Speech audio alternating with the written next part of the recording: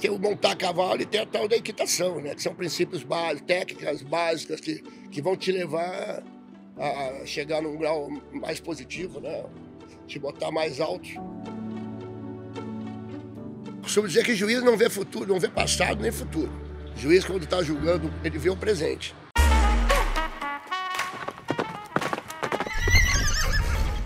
Oi pessoal, tá começando mais um episódio do ClaqueCast. Hoje a gente tá com Marcelo Blesman, cavaleiro que morou na Europa e nos Estados Unidos, participou das Olimpíadas de Los Angeles em 84, representou o Brasil nos maiores GPs da Europa, tem vitória em todos os principais GPs nacionais e nos últimos anos tem atuado como juiz da associação, também com julgamento técnico nas categorias de base. Enfim, tem um envolvimento bem completo em diversas frentes aí do nosso esporte. Marcelo, obrigada por topar falar com a gente. Eu que agradeço aí o convite. Marcelo, a sua edição olímpica de 84 já foi citada várias vezes aqui no ClaqueCast por ter sido um marco histórico, tanto nacional, que a gente estava há um tempo já sem ir para a Olimpíada com a equipe brasileira, como internacional do esporte, porque dizem que foi um momento ali em que teve variação de tamanho de vara, gancho, enfim, uma evolução técnica grande no esporte, né? Como que foi essa experiência? Você também tem essa visão? Tenho, claro. Fazia, no caso do Brasil, 20 anos que não ia, e aí fizeram um trabalho, a Confederação fez um trabalho, apoiou a gente, coisa e tal, e fomos lá. Fomos pegos de surpresa, porque os americanos em Los Angeles, eles deram inovaram, né? As varas passaram a ter 3,5, as varas que pesavam 17, 18 quilos passaram a pesar 12 quilos, 600. E aí pegou muita gente. A própria equipe alemã entrou com recurso depois da prova do primeiro dia, porque eles também não estavam acostumados com isso. E aí mudou, realmente. Foi dali que começou as varas serem menores e o peso da vara também. Os ganchos também abraçavam um pouco a vara, dali para frente o gancho começou a ficar, tem que cair um centímetro para um lado, 1 centímetro para o outro, tem que ter um joguinho. E aí mudou até o resultado da Olimpíada, eles ganharam. Tanto que 2 cavalos meio puro sangue, o campeão foi uma égua puro sangue, de canelinha fininha, até isso foi favorecido. E no caso do Brasil, o melhor cavalo, o melhor conjunto foi também um puro sangue, que era chamado testarudo, que era um puro sangue chileno, também de canelinha fininha. Os cavalos mais grosseiros que naquela época tinham, lá não tiveram esse resultado. Variação de linha já tinha ali também? Também, as distâncias de meio, lá eles começaram a botar. Na época era mais 24, 18, aí eles começaram a botar 23 e 20, 17 e 80. Começou a quebrar as distâncias, assim. Então, aquela que todo mundo acostumado, às vezes, a pular e ter um pouquinho de espaço para seguir o galope. Por exemplo, 6 lances normais, eles encurtaram esses 6 lances. Aí o 5 ficava longo e o 6 ficava curto. Na época a gente não estava acostumado a trabalhar essa variação. Hoje todo mundo treina isso, né? E quando vocês chegaram lá, foi eita, o que é isso? Porque era Olimpíada ou vocês perceberam que era uma coisa nova? Não, deu para ver que a gente ia se atrapalhar um pouquinho. Uhum. Mas mais, no nosso caso, pelo tipo de cavalo que a gente tinha, foi mais o peso da vara. Que fez diferença. Foi mais o peso da vara. Os cavalos, a gente começou a tentar ajudar um pouquinho a mais do que devia. Uhum. E acabou que as faltas aconteceram, né? Eu, por acaso, eu levei um fato interessante que o primeiro cavalo registrado de salto BH foi eu que levei lá, foi para a Olimpíada. Registro número 9 da associação. Antes dele, tinha o pai dele, que era um puro sangue. A mãe dele, que é uma égua SRH, uma égua meia lusitana. E os outros também eram éguas de cria. Uhum. Então, o primeiro cavalo realmente de salto que o Brasil registrou na associação chamava-se MC Alpes, que era o cavalo que eu pulei. Lembra dele, João? Você estava lá? O João lembra de tudo. Eu não estava, mas eu já tinha essa pesquisa de que quando tenho um livro que eu quero escrever, um projeto que é sobre os cavalos, a história dos cavalos do Brasil no hipismo, começa com o MC Alpes, que é o primeiro BH registrado a saltar uma Olimpíada, e que foi super ganhador, né? Foi, o Filipinho montou ele. Ele ganhou o Best Jump, por exemplo, que era um concurso importantíssimo no passado. Ele ganhou com o Filipinho num ano e eu ganhei no outro, com ele. E o Filipinho chegou a ganhar prova na Europa, provas importantes. Fez uma turnê lá uma vez com ele. Eu na Europa, eu não montei ele. Eu nunca fui com ele para fora do Brasil. Porém, na Argentina, fui segundo grande prêmio. Em alguns lugares ele pulou bem. O Alpes ganhou vários grandes prêmios. Mas, Marcelo, achei ótimo. A gente começou pela Olimpíada, que é um marco, mas como é que você começa a montar? Né? De onde é que você surge? Eu sou gaúcho, né? Todo gaúcho normalmente monta cavalo. Meu avô tinha uma fazenda. Na época as férias eram grandes. Eu era bom aluno. Eu passava de ano, assim, não era nota 10, mas passava de ano, as aulas acabavam dia 15 de novembro. Não passava, ia até dezembro, entrava lá dentro. Então eu passava. E eu ia para a fazenda. E elas começavam dia 15 de março. E eu virava bicho no mato. Montava pelo. Eu aprendi a subir no cavalo. O cavalo tem aquele ossinho lateral do lado do joelho, né? Eu botava o dedão ali, segurava na crina e gringava.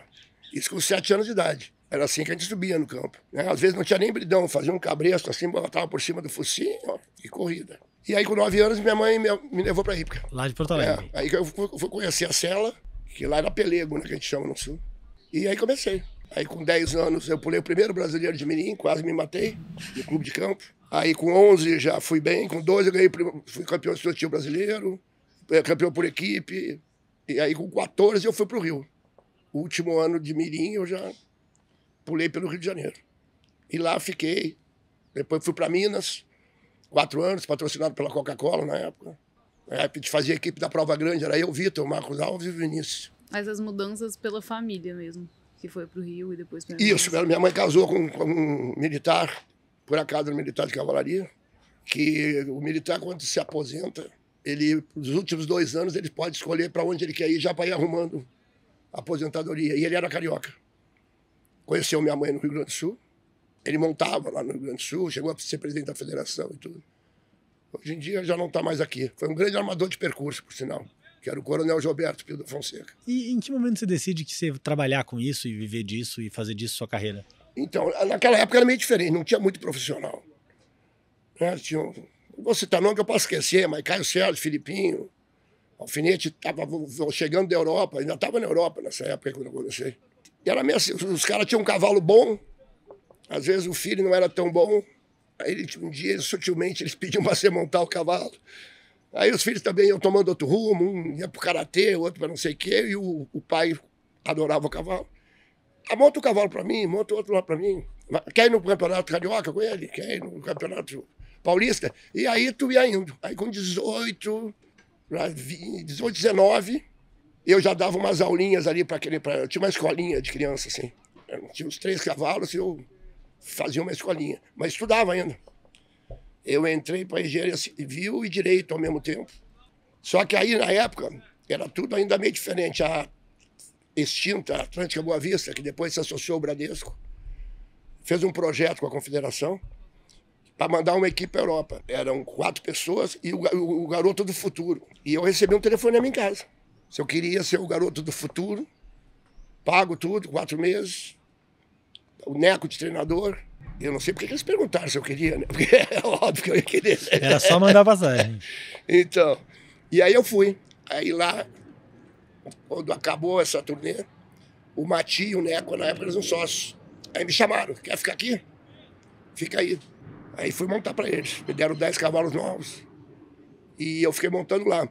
Aí só que eu tive uma grande infelicidade. Eu fui competir em Lisboa e no noite do dia seguinte, quando eu pego o avião para voltar para o Brasil, era um domingo, e me deu uma febre muito alta. Quando eu voltei para Bruxelas, desculpa. Estava voltando para Bruxelas. E aí desmaiei no aeroporto. Acordei 3 dias depois, no hospital, internado. Eu tinha pego tifo, febre de tifoide. Bom, eu não sei, queimaram minhas roupas do corpo, pegaram meu passaporte, Itamaraty, esquimbal. Aí eu dei uma amarelada. Aí eu voltei para o Brasil. 15 dias depois, quando eles me liberaram, isso aí foi também outro divisor de águas, sabe?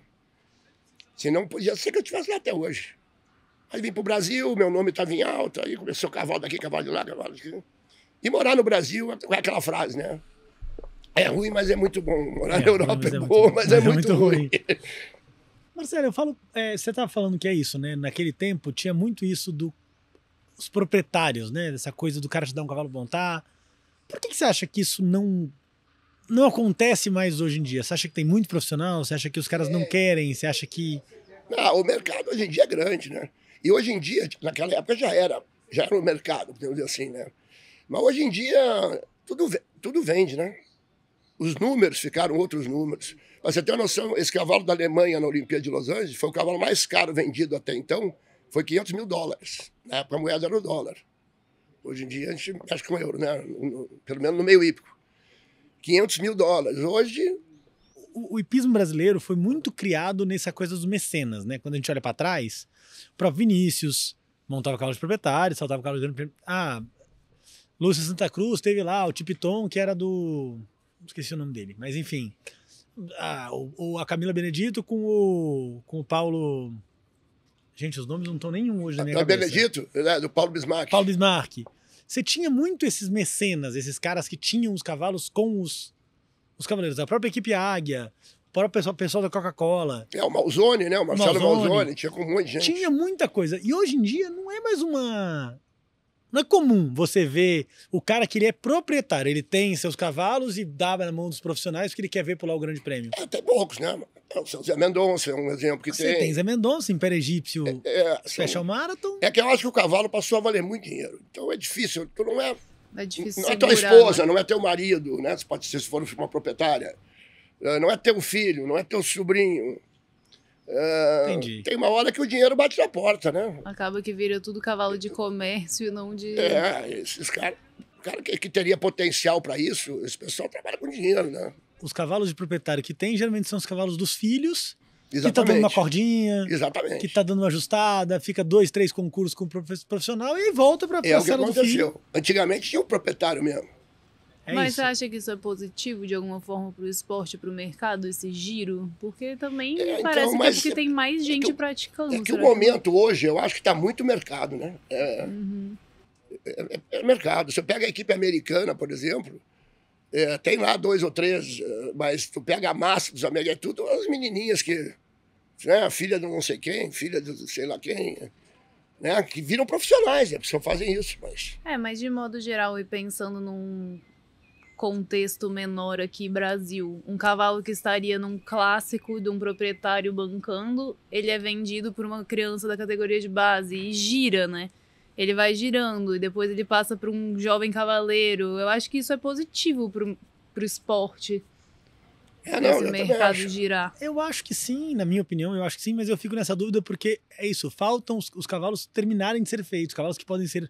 A gente já falou sobre isso em vários podcasts, que é o cavalo que pode estar no Grande Prêmio e poderia ser um bom cavalo de Grande Prêmio, um cavalo importante no Brasil, saltando a prova de 1,20 m, 1,30 m como proprietário, com uma criança.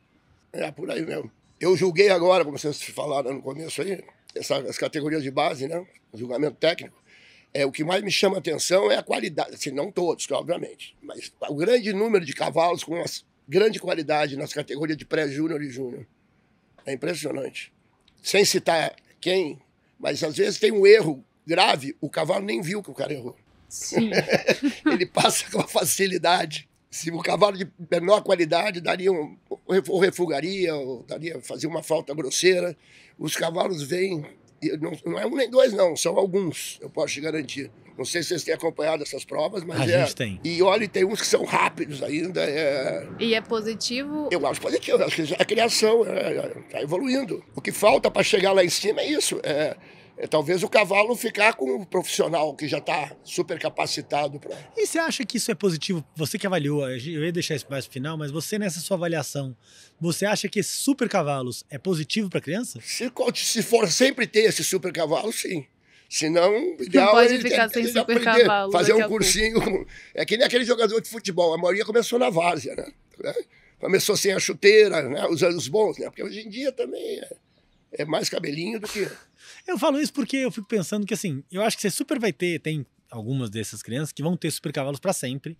A gente tem amadores que montam super cavalos até hoje. Mas não chega uma hora que nem o super cavalo vai? Tem.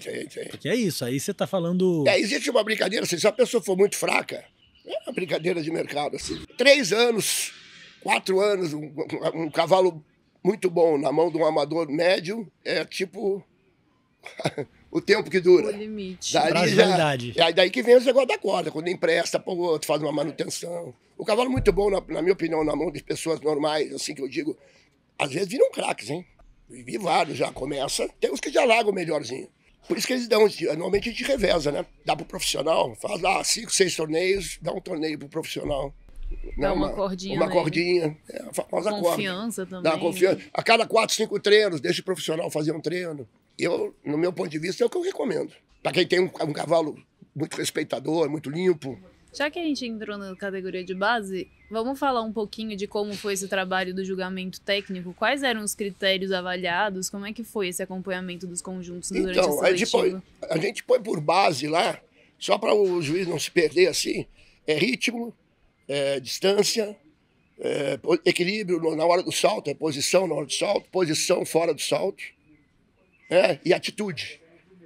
Né? Por exemplo, às vezes tu vira, tá no lugar errado, se a pessoa conseguiu consertar aquela coisa, o carro deu um salto muito grande na entrada de uma linha, se ele conseguiu voltar o suficiente. Certo? Atitude e a distância junto com a atitude. Certo? Às vezes, por exemplo, pode não ter sido a melhor distância, mas o cara segurou o corpo, deu uma seguradinha, né? Conseguiu equilibrar. E o visual teu. Por exemplo, eu vou fazendo umas anotações, fazendo uma pré-seleção, e no último dia, por exemplo, aí eu levo em conta a decisão final ali porque oscila muito, né? Tu vê, às vezes a pessoa são 5 pistas, pô. Eu acho até um exagero. 5 pistas, você vai anotando tudo isso, no final já tá meio pronto, né? Já tá meio pronto. Fica ali, tu fica em dúvida entre... são 80 negros na prova, no final tu tem dúvida em 10. 10 e praticamente o primeiro vai sair de 3. Mas acontece, né? Acontece. Às vezes a pessoa vai lá e cai. E o que você tem achado dessa meninada? Não, tem bastante gente boa. O nível de cavalo melhorou muito também. Isso está ajudando bastante. Eu vou trazer um dado que eu trouxe no podcast do Caio, porque me chamou muito a atenção. Você fala que tá muita gente boa, eu não estou dizendo aqui que não, mas esse foi um ano com pouquíssimos zeros. No brasileiro. No brasileiro, não tô falando da categoria não tô falando da seletiva, tô falando do brasileiro em especial. O brasileiro de pré-mirim acabou com 3 zeros. O brasileiro de mirim teve 1 zero só. O brasileiro de júnior, de pré-júnior, eu acho que tiveram 2 zeros, e aí, claro, contando a caça. E o brasileiro de júnior não teve 0. Então, mas 5 pistas, né? E o mini-mirim tiveram 2 zeros. Não, os cavalos. Mesmo com super cavalos. E não era uma verdade que a gente, se você comparar com os brasileiros dos anos passado, ano retrasado, não era tanto. Você tinha mais lastro no pré-mirim. O mirim não teve nem desempate. Teve desempate para prata. O que você achou? Qual foi você achou que estava na armação? Ficou difícil? Você achou que foi um concurso atípico? Até porque você acompanhou as seletivas, né? Talvez meio atípico essa situação aí. Mas são muitas pistas, né, cara? Então, tem muito sistema nervoso. Aí tem a maioria. Quando eu falo assim que tem gente boa, é na proporção, mas não é... 60% é médio, 20% é bom e 20% não deveria participar. Entendeu? É mais ou menos por aí. Quando eu falo médio, às vezes até, mas aquele lá é ruim, tu considerou ele médio. Mas o cavalo dele é muito bom, então isso aqui é um binômio, né? A dupla se tornou média, podemos dizer assim. O cavalo ajuda muito. Um bom cavalo. Eu costumo dizer, qual é o melhor aluno? O que tem um bom cavalo. Eu que o digo. O resto a gente... Triste para os alunos que não têm um bom cavalo. Eu que o digo, que o cavalo ajuda muito. É Como isso. pessoa, o aluno pode ser até melhor que o que tem um bom cavalo. Qual é o melhor aluno para dar aula? É o que tem bom cavalo. Consegue executar o que você pede, né? Exatamente. E o pessoal foi te procurar para saber um pouco mais do critério técnico? Pergunta, bastante gente pergunta. Engraçado que várias vezes vem a criança sozinha perguntar. Legal. Aí eu sempre vou montar, não dá para eu lembrar de tudo, mas eu sempre tenho ali um papelzinho, eu pego ali minha nota.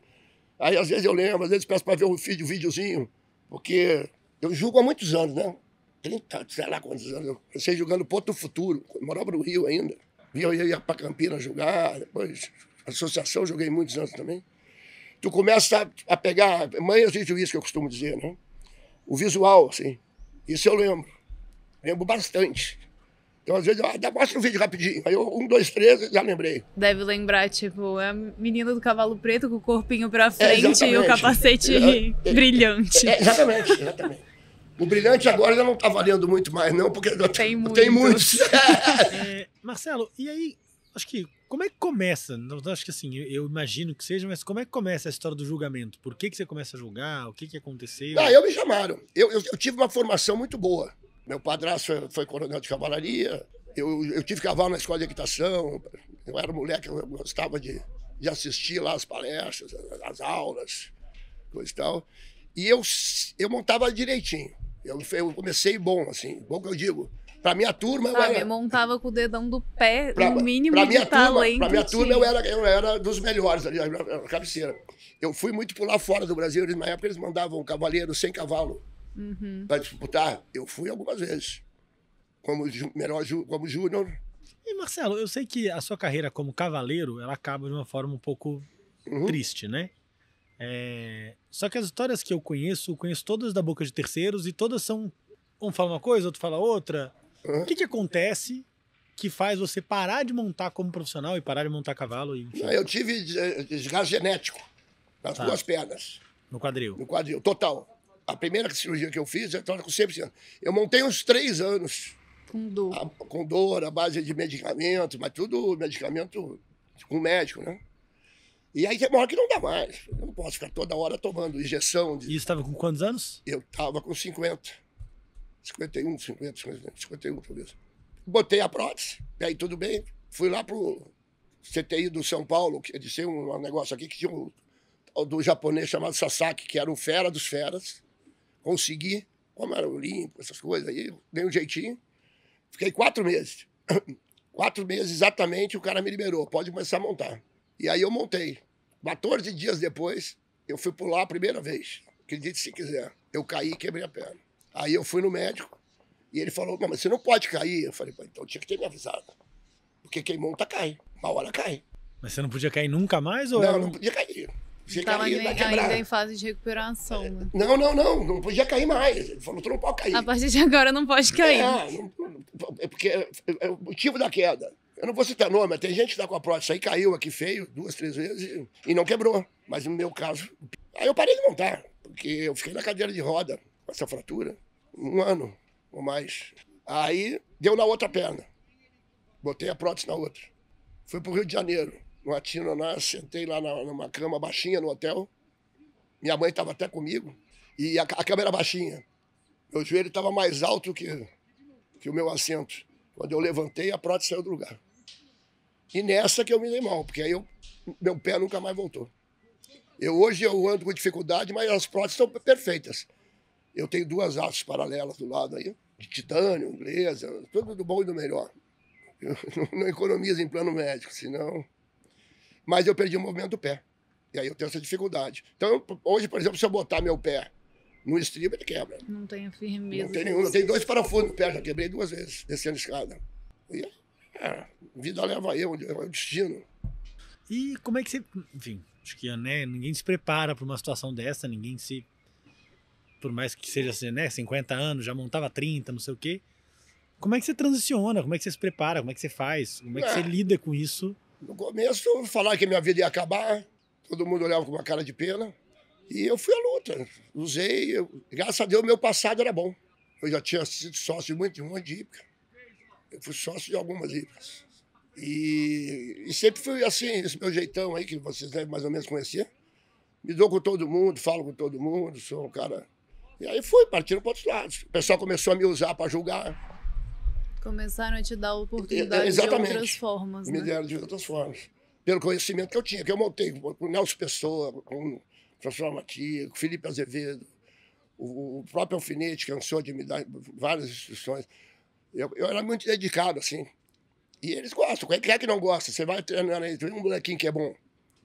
Eu, por exemplo, eu cumprimento um monte de garotinho aí que eu sei que monta bem. Não tem nada a ver com isso, nem vou dar aula para ele. Nem... O cara mora lá em Ribeirão Preto, estou dando um exemplo. E nessa aí eu tinha muita informação. A minha escola foi boa. Eu aprendi bastante, entendeu? E na criação comecei cedo. A primeira prova de BH que teve foi lá onde é a associação, como é que chama? Água Branca? Na Água Branca. Você tem uma noção, eu montei um cavalinho que veio da Europa, era até meio capenguinho assim, chamado Gato Guerreiro. Quem deu o nome era a dona do cavalo. Eu ganhei 4 anos. E uma égua chamada Xirra, eu ganhei 5 anos. Isso foi a primeira prova. Você já tinha aluno também que já tinha aluno. Com continuaram. você? Continuaram. Teve que adaptar. E como é que você adaptou? Essa é a minha próxima pergunta, ainda falando um pouco da adaptação do acidente, dessa nova modelo. Como é que funciona o seu sistema? Eu como eu tenho esse certo respeito aí da molecada, que eu costumo dizer, tem uns garotão bom aí, querendo ser profissional, começando a carreira de profissional. E eu tinha uns alunos com uns cavalos bem razoáveis. E chamei eles para trabalhar para mim. E sempre dando opção. Você é o cérebro e eles são as pernas. Exatamente. E aí eles treinam comigo, sempre comigo. Raramente, só se eu estiver viajando. Mas o dia que eles vão dar a corda, por exemplo, ou que eles vão numa prova, é comigo. O treino é comigo no chão. Eles viram aluno naquele dia. E peguei uns garotos bons, pô. Meu time hoje, eu gosto de falar que é um bom time. Então você tem as pernas, você eu tenho pernas novas. Contratei pernas novas. Eu lá longe, no começo, eu lembro que o Zé Roberto, eu cheguei para ele, Zé, eu não tenho mais perna, eu preciso das tuas, topa? Ele falou, topa. Eu usei essa frase, se você conversar com ele vai te confirmar isso aí.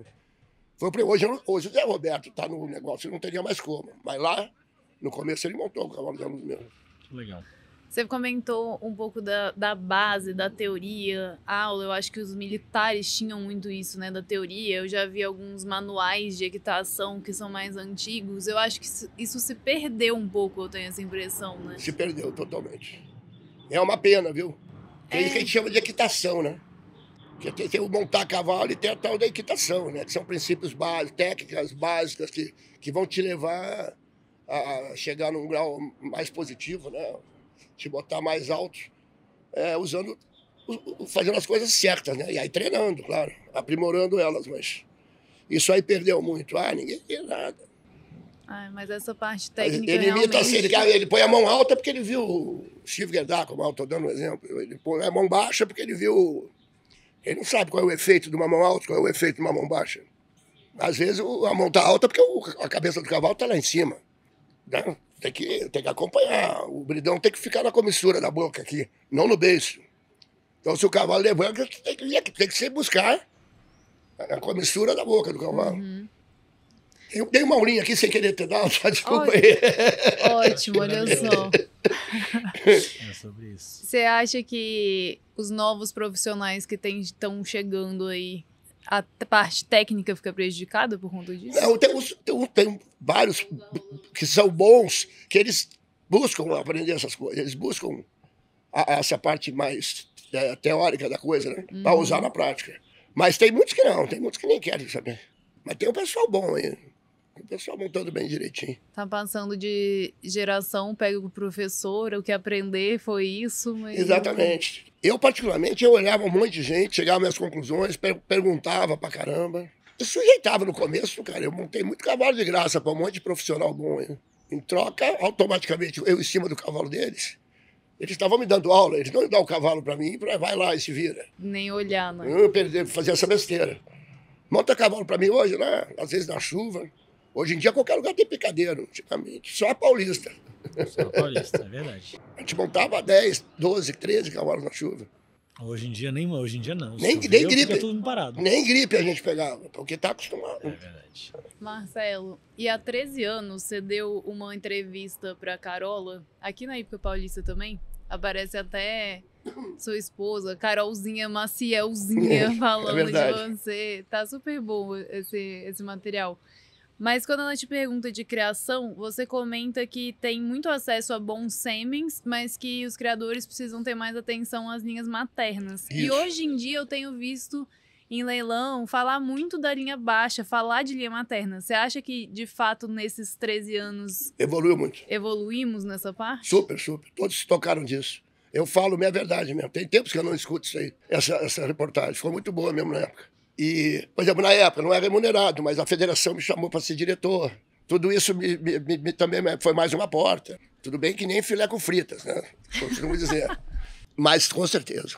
Investiram. Esses aras bons aí, esses que têm os leilões mais caros aí, todos investiram em água. Com certeza. Sêmen você tem como comprar a qualquer momento. Pegar uma égua boa mesmo para conseguir um embrião. Você tem acompanhado aí os leilões, né?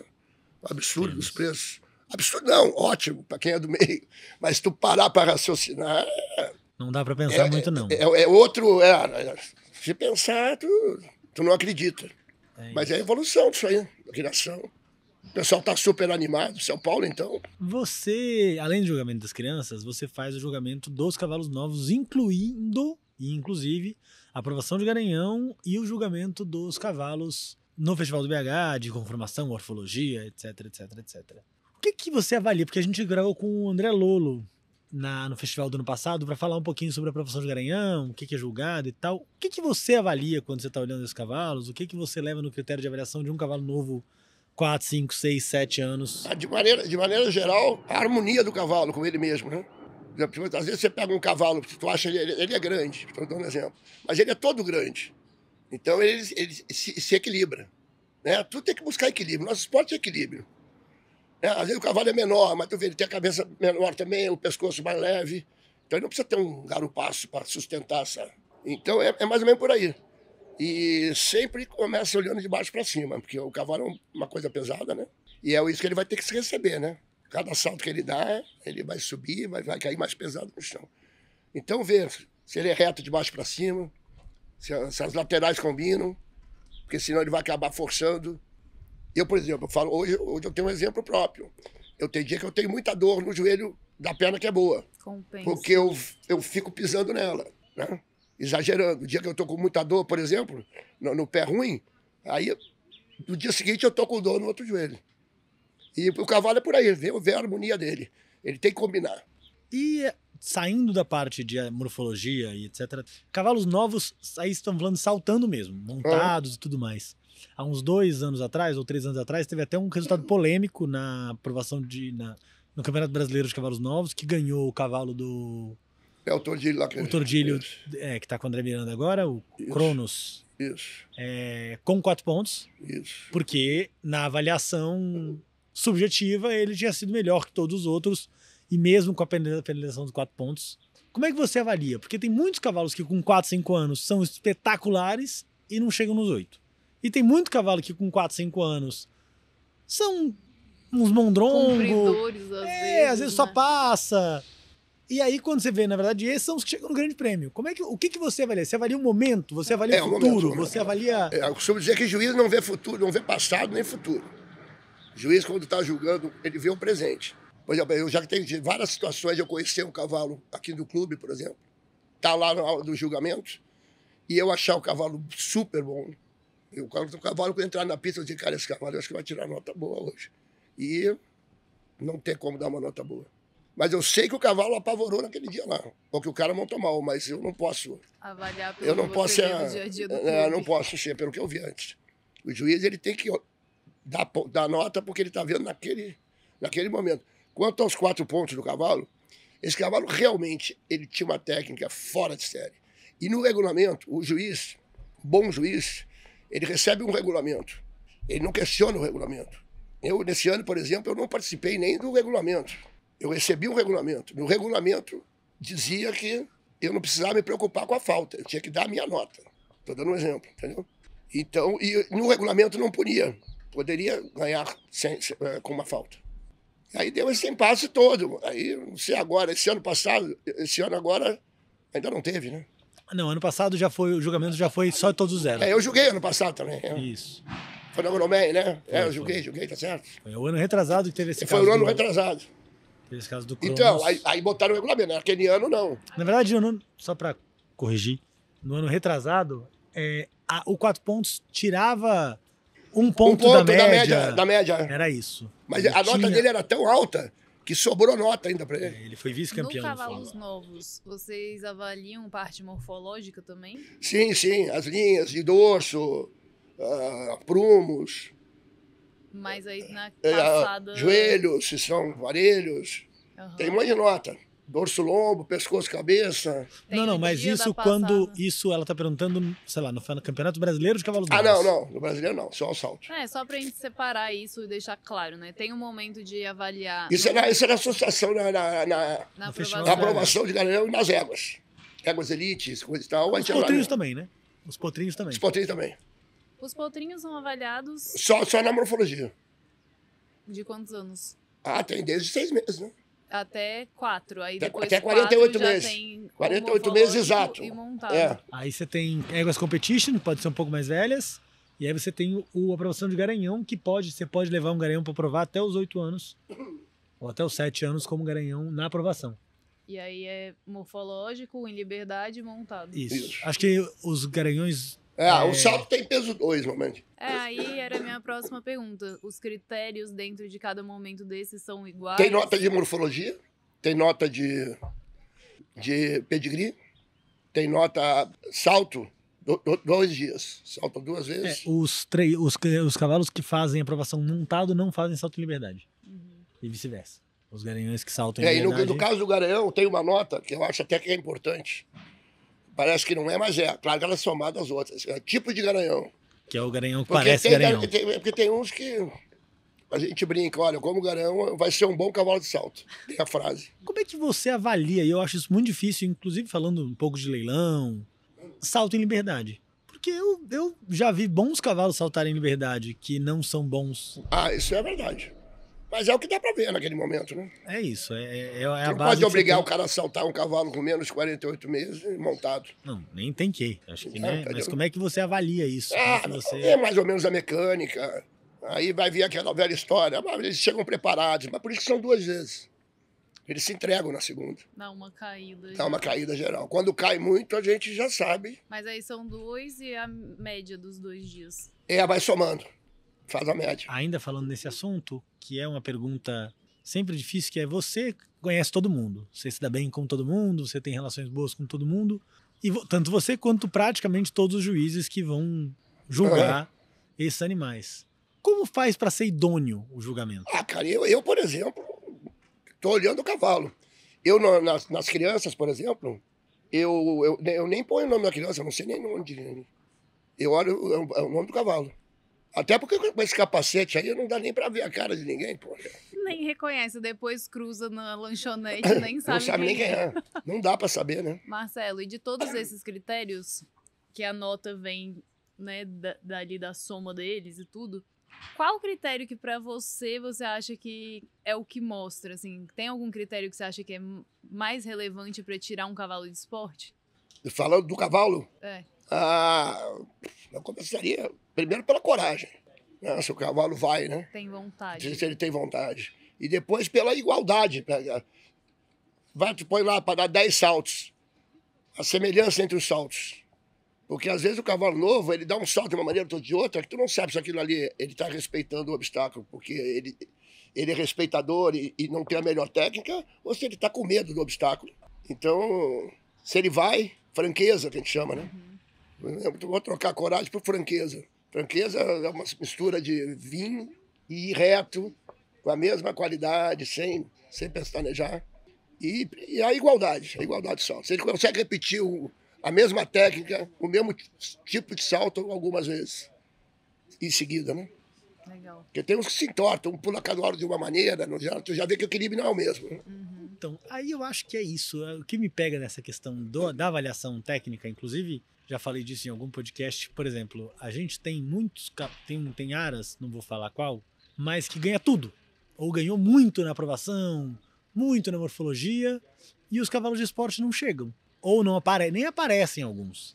O quanto você acha que está ligado e conectado morfologia, a parte de movimentação no triângulo, com bons cavalos de esporte? Porque quando a gente fala de Potro do Futuro, eu estou imaginando um cavalo de grande prêmio.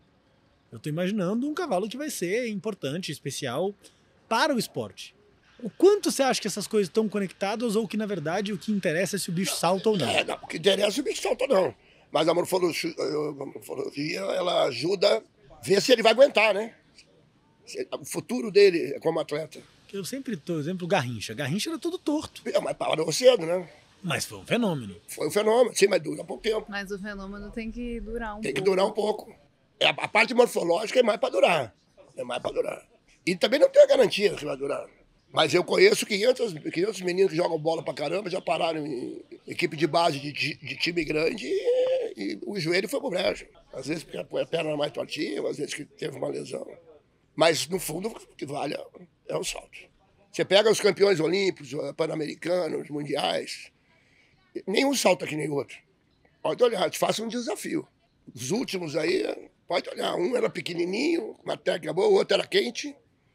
O outro era mais tagadão, tagadão. O outro no balubê arrancava, não tinha controle direito, uma coluna reta do caramba.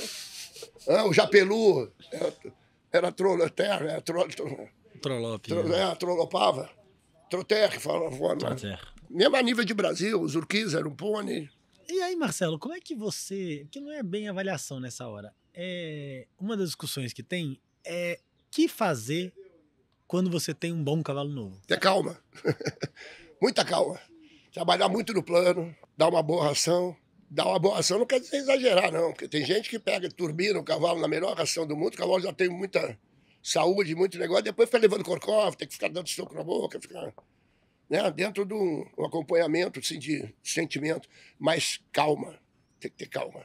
Não pode querer apressar. A gente tem o exemplo do Stefan com a Primavera, que a gente fala bastante aqui. O Stefan não fez categoria de base, não saltou os 6 anos com ela, não saltou os 7 anos com ela, foi tirar ela de volta para a prova com 8 anos, já na prova de 8 anos. Né? Ele não chegou a fazer porque ele achou que ela não estava pronta. E a gente vê muito proprietário... Não, eu acho que achou que não estava pronta, não, né? Quis fazer com calma esse início. Não estava pronta para apresentar da forma como ele gostaria que ela se apresentasse. Sim, mas ele ficou trabalhando esse tempo todo. Sim. Eu sei, acompanhei. Quer dizer, sei a história. E eu tô dando isso porque a gente vê muito proprietário, eu inclusive, que é isso, quer que o cavalo faça a idade, quer que o cavalo siga a idade, quer que o cavalo siga o circuito.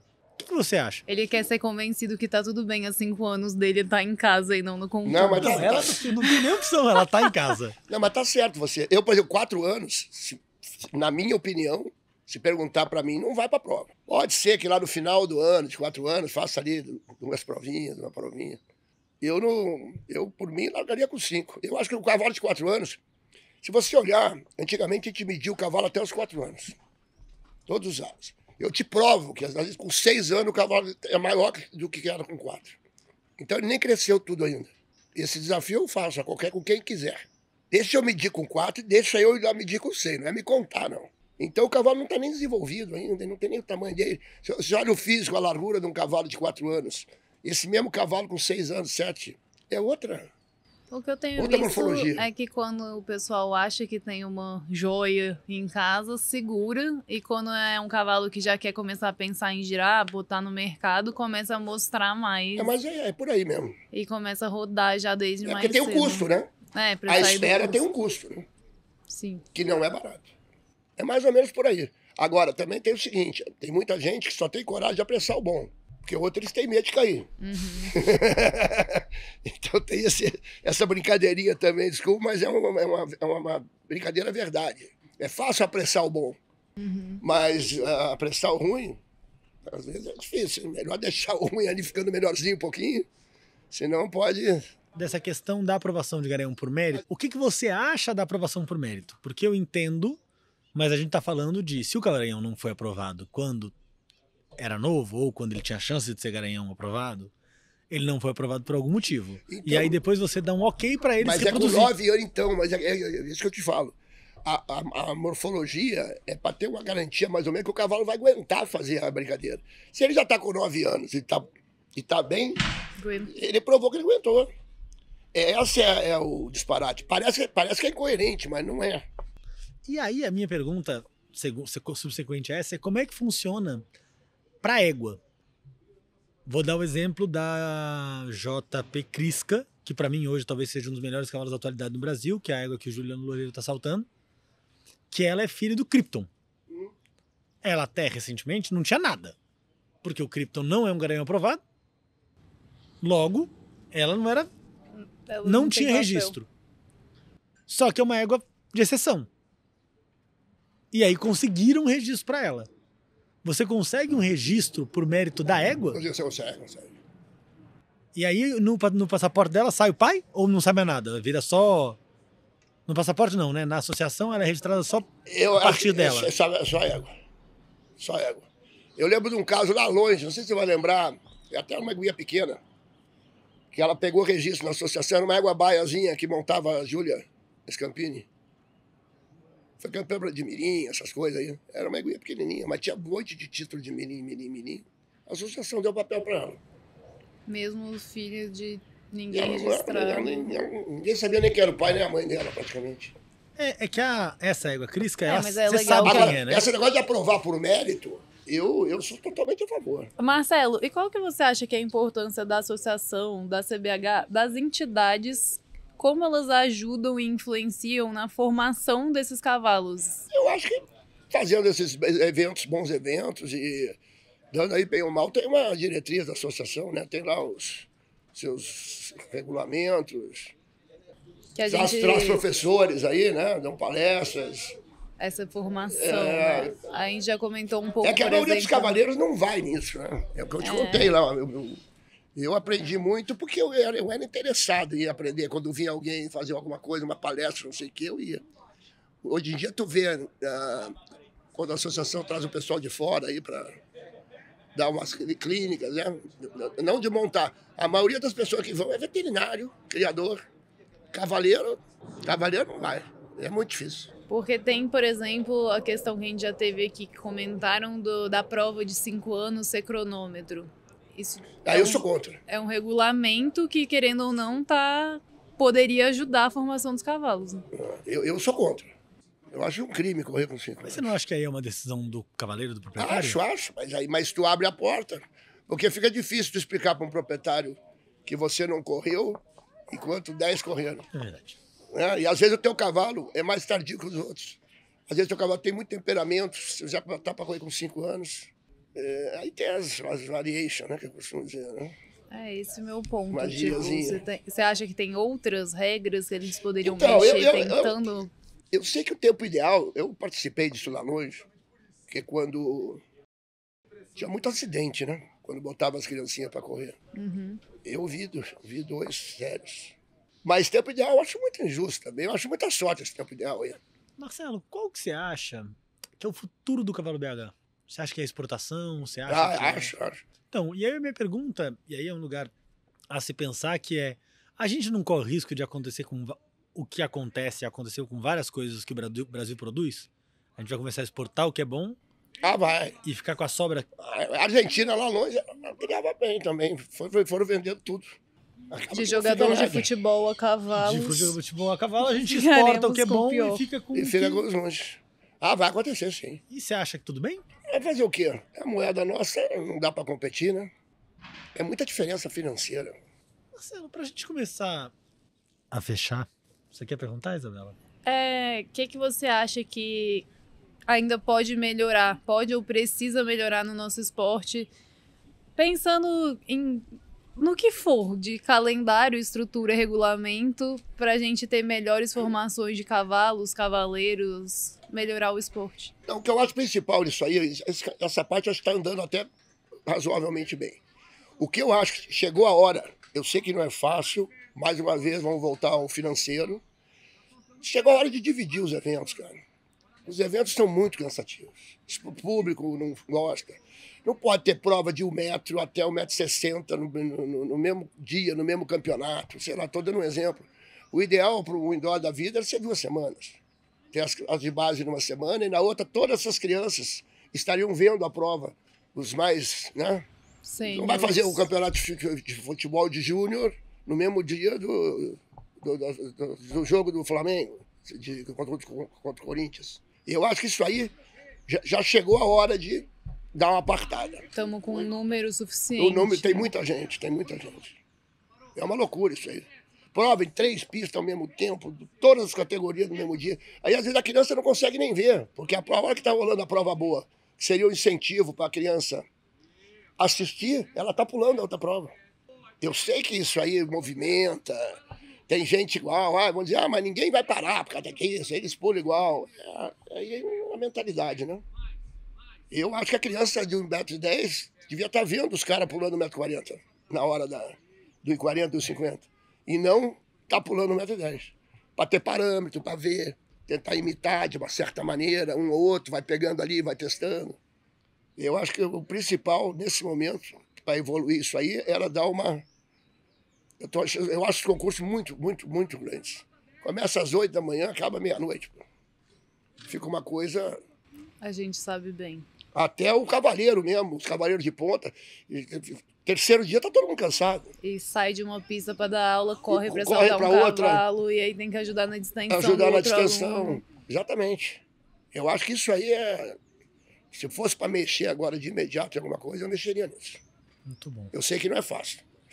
Eu vou botar mais uma pergunta, mas aí é impossível. Eu vou fazer uma outra pergunta, Marcelo, que aí se você achar que a resposta não vale, Isa, não precisa, a gente pode finalizar com essa dele, que é bem boa para finalizar.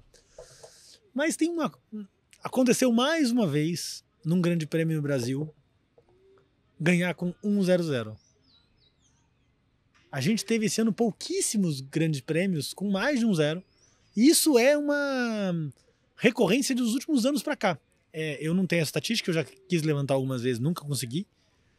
De quantos grandes prêmios no Brasil você ganha com 1-0, ou um ponto de excesso, ou uma falta? Por que você acha que tá faltando? Aí eu tô falando de grande prêmio. Não sei, eu acho que é isso aí. Já faltando melhorar o cavalo melhor. Talvez cavaleiro mais concentrado, não ficar nessa correria de ter um aluno para lá, um aluno para cá.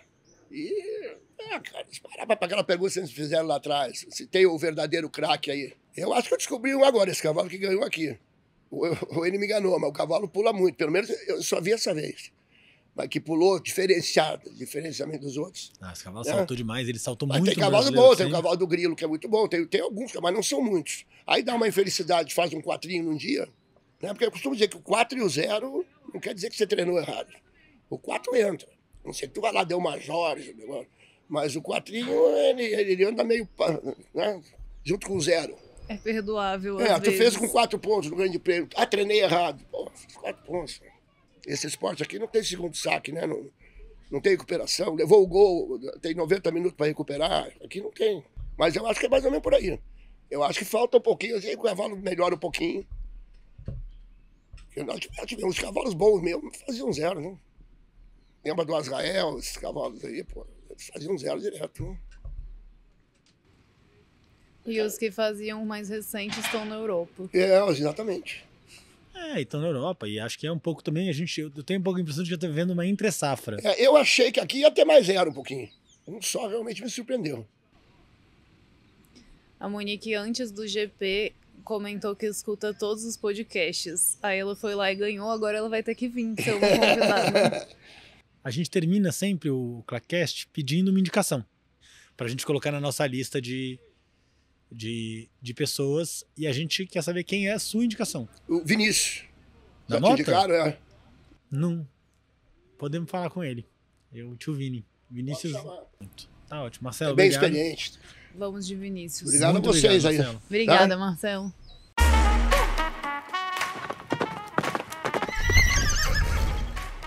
O Clackcast é uma produção livre da 2Clack. Esse episódio teve apresentação por João Marcon, roteiro, apresentação e edição por Isabela Campedelli.